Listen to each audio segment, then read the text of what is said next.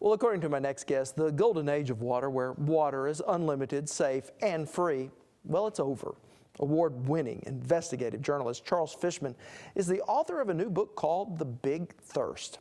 Earlier, I was able to sit down with Charles and visit about his 3-year odyssey to uncover how the world of water is changing and the enormous implications for each of us, no matter where we live. Well, Charles, I think most of us will agree that when it comes to water, it's easy to take it for granted. And I know you've actually traveled the globe looking at water needs. What can we learn from you taking a look at the big picture, what we should do here in the small picture? I think the most important thing to start out doing is simply asking, how do we use water? How much do we use? What do we spend on it? And what do we use it for? If you just pause a moment and think about how you use it, when you run the spigot, when you don't, you immediately start seeing ways to use it a little more smartly and a little more carefully. That's true at home when you're brushing your teeth, when you're washing dishes. You know, we don't, at home, now we don't turn the water on full force when we're doing something like rinsing dishes. You don't need it on full force. If you're filling the pot to boil pasta, you want it to fill as quickly as possible. If you're rinsing dishes, a lot of that water is wasted. And so that's true at home. It's really true in businesses, companies, factories, farms. If you start asking how much water are we using and how are we using it, you immediately see huge savings because people don't think about their water use.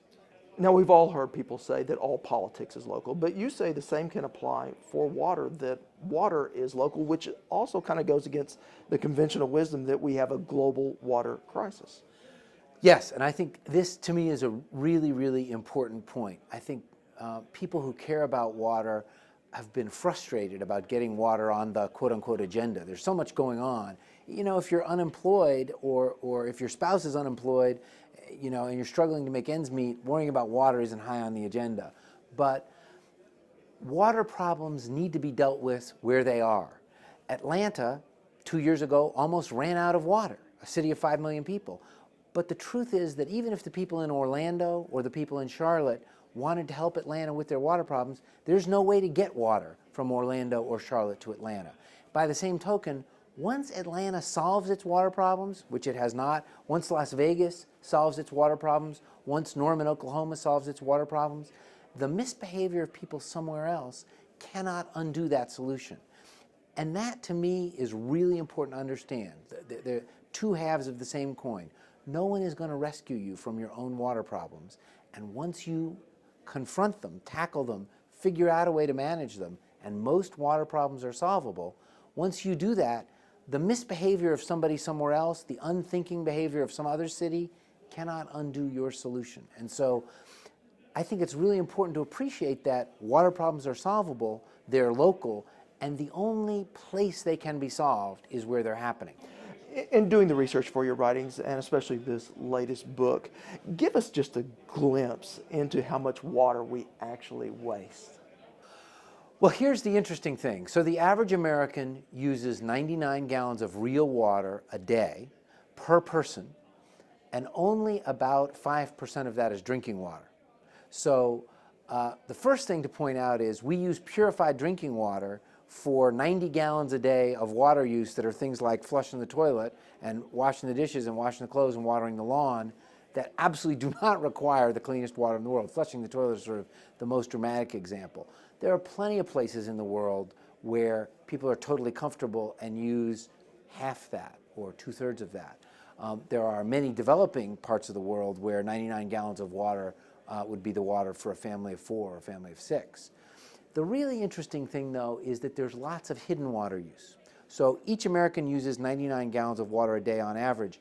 The electricity that each of us uses, each person requires 250 gallons of water a day to generate. That's real water just to run our computers and our refrigerators and our TVs, 250 gallons of water a day per person generating the electricity we use. So if you turn off the light, you not only save on your electric bill, you save all of the water that the electric utility needs. So that's, to me, that's incredible. It's 10 gallons of water a day, 10 gallons of water an hour, every hour of every day, just for the electricity. A family of 4 is using 1,000 gallons of water a day just on electricity. So in fact, water conservation is finding new water. Water conservation is not only what comes out of your tap, but finding ways to reduce your impact in terms of things like electricity and other natural resource uses, because water is in everything. So the heart of the matter is, when something is virtually free, sometimes we don't value it. So is our water today just too cheap? I would say that it's safe to say when something is virtually free, we don't value it. The signal that free water sends is water of the quality we get is unlimited. That's what the price signal, that's the signal the price sends. When oil supplies get scarce, the first thing that happens is the price of gasoline goes up, and people find ways of coping. They drive a little less, they lower the thermostat. The signal says gasoline's a little bit in trouble, be careful. We never raise the price of water. We don't manage our water use by price, and the result is we don't pay attention to it. An ordinary person has no incentive at home in terms of price to turn off the water, but more important, huge businesses, farms, often use water absolutely free. And so they not only have no incentive to manage it or think creatively about it. If a water manager at a big company says, let's spend $1 million to use less water, the boss is going to say, you want to spend $1 million to save $1,000 worth of water?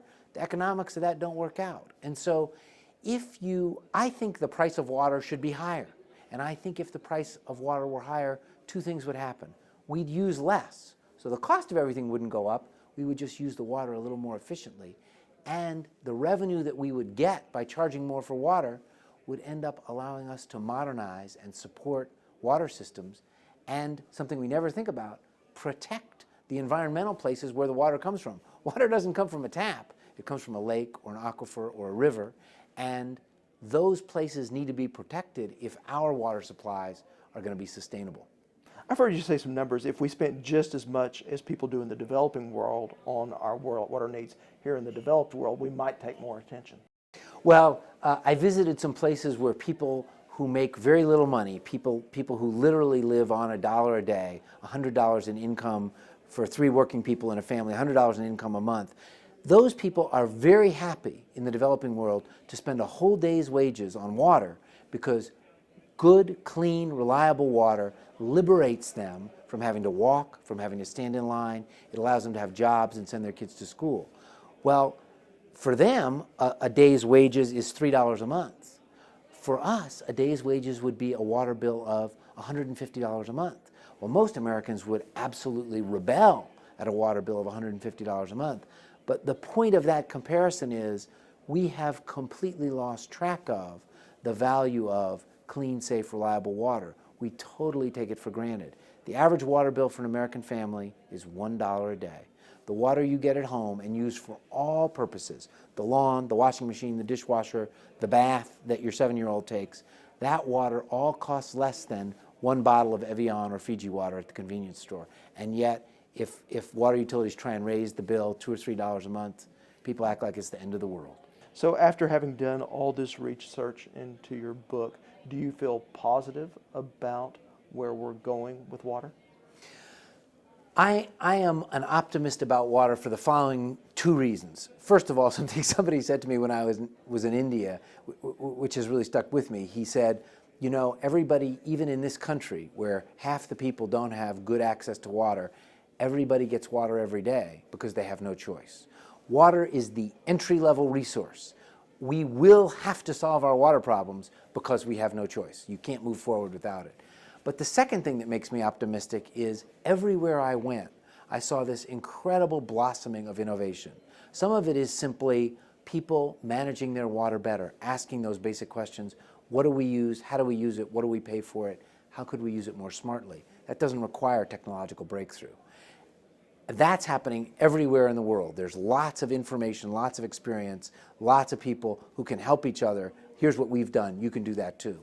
And there are, in fact, incredible technological breakthroughs coming, particularly in the area of cleaning water that we've already used so we can use it right where it is again, lowering the cost of that reuse, making those, that technology much more accessible so you could use it at home, and in terms of things like desalination, which doesn't have that much relevance in non-coastal states, but 80% of the people in the world live near a coastline. And so if we can bring the cost of desal down and the environmental impact of desal down, that provides a really ready source of water for people who need it. So I'm optimistic because we have no choice, but also because there's a huge wave of innovation coming that people aren't quite aware of, and I think it's really going to transform how we use water and also how we see it. Thank you for your insights. My pleasure. Thanks for having me. And to read an excerpt from Fishman's book, The Big Thirst, just head to okhorizon.com and look under this week's Value Added.